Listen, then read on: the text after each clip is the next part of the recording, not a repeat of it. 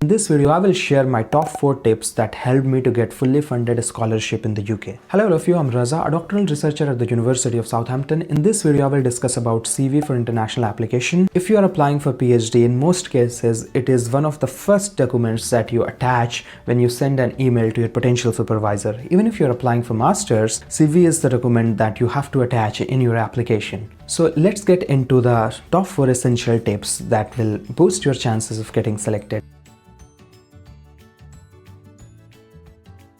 The first thing that is important for our CV is the template, and it has to be an academic template. So I've seen some of the students following professor's CV and then customizing it according to their own needs. But I don't suggest that, because professors never need to show those skills that you may need to show as a master's student applying for PhD or as an undergraduate student applying for masters. So template is important, but it is better to follow a template that is specifically designed for master's application or for PhD applications. So my suggestion is to go and check your dream university's website and see that if there is a web page dedicated to a CV template for applicants. For example, University of Cambridge, University of Oxford, all these universities in the UK have got their own template for applicants. I have linked in the description University of Cambridge template. So there are 3 links which you can find in the description. First is for those students who are applying for PhD, so they currently have undergraduate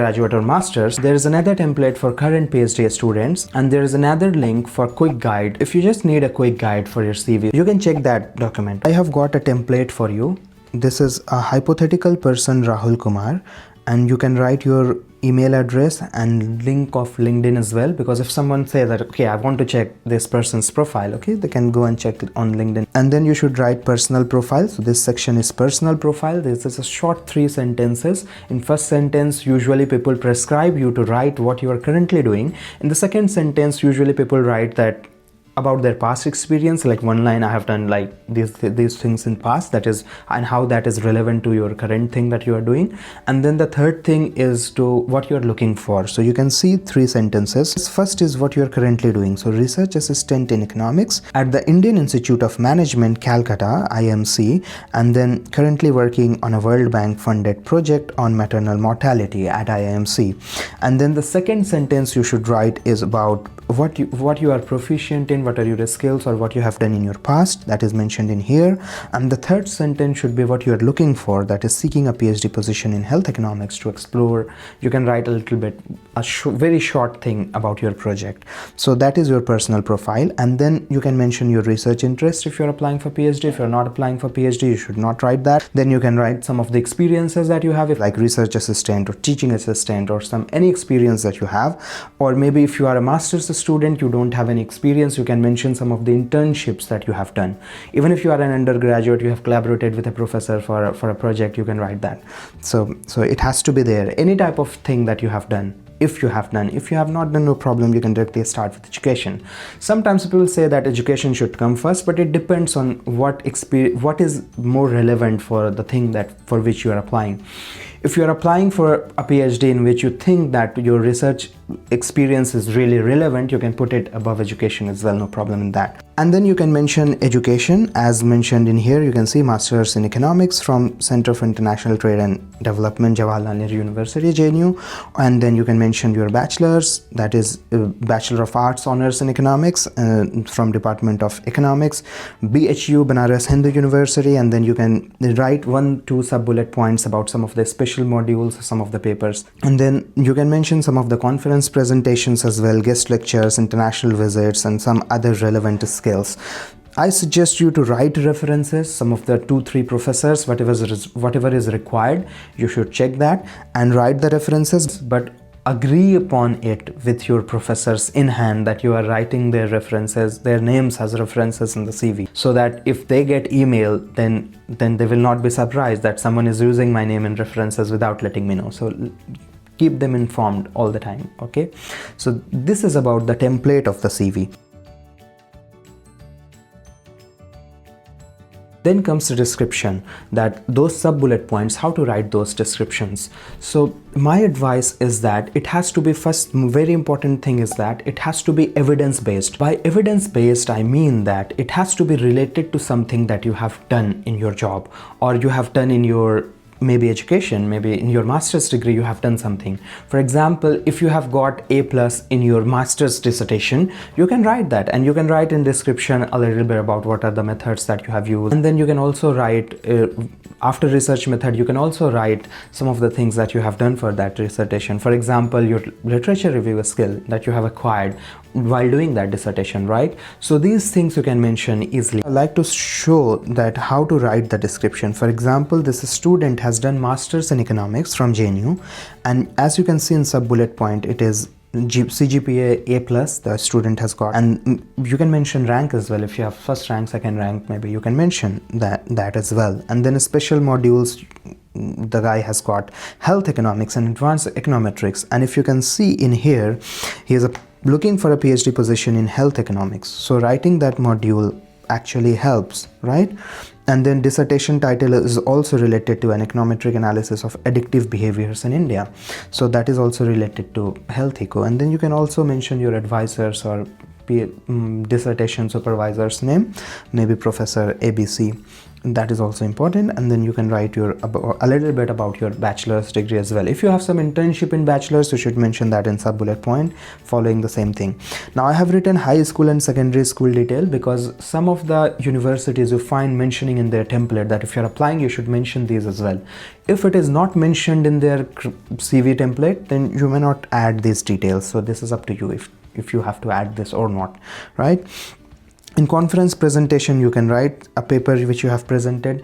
If you have already a published paper, you can mention that. If you don't have a published paper, you can mention working paper, or if you're collaborating, or even if some of the work that you are currently doing for a project, or you have helped in a project that out of which a paper came out, you can mention all these things in sub bullet points.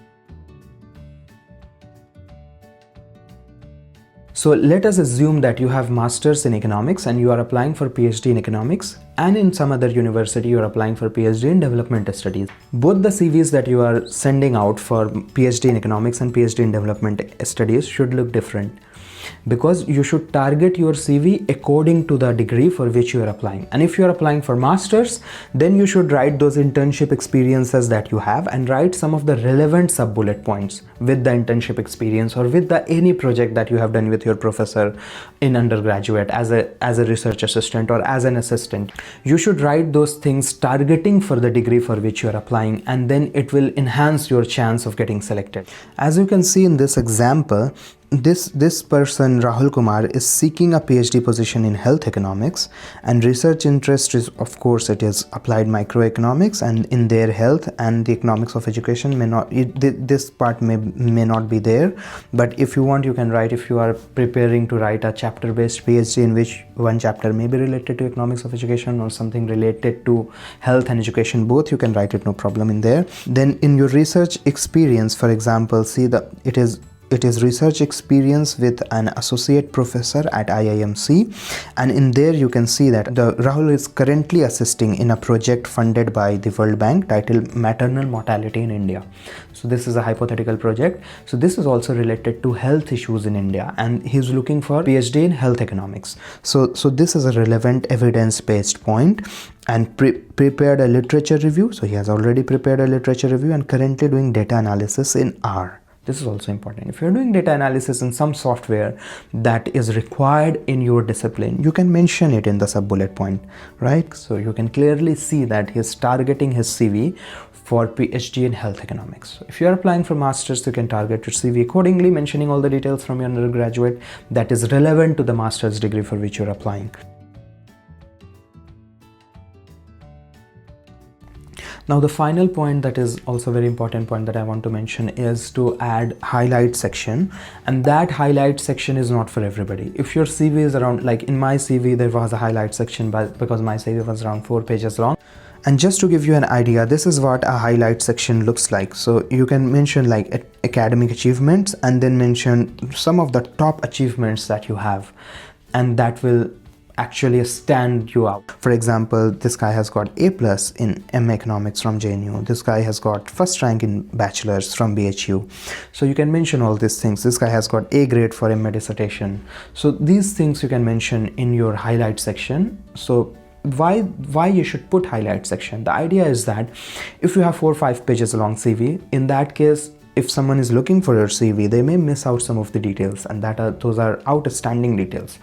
So you should put all those outstanding details in the academic achievement section, right? So this is the basic idea of highlight. And so these were the top 4 advices. I hope that it will help you in your application, and I have tried to make it reasonable so that one person may not have all these skills.